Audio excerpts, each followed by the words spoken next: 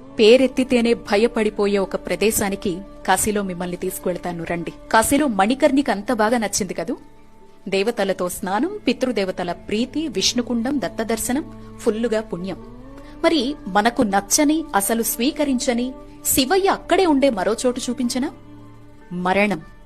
అవును, చావు ఎలా ఉంటుందో, మన బ్రతుకుకు అర్థమేంటి అని ఎవరికి వారు అంతర్మథనం చేసుకోవాలి అనుకుంటే మణికర్ణిక స్నానం అయ్యిన వెంటనే లేదా కాశీ ట్రిప్ మొత్తంలో మీకోసం మీరు ఒక 10 నిమిషాలు కేటాయించుకుని శివ ఇంటికొచ్చేయండి.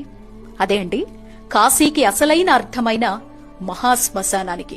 గుట్టలు గుట్టలుగా శవాలు, ఎప్పటికీ ఆరని చితిమంటలు, వికృత రూపాల్లో కాటికాపర్లు, అక్కడే జపతపాల్ని చేసుకునే సాధువులు, శరీరంలో ఏ అవయవం తనకి రోజు ఆహారంగా మారుతుందా అని వెతికే సునకాలు, మృతదేహంపై వేసిన దండలే ఆహారంగా బ్రతుకుతున్న గోవులు, చితిమంటల్నే చలిమంటలుగా భావించేవారు కొందరైతే చితి నిప్పునే వంటపొయ్యిగా బ్రతికేవారు ఇంకొందరు.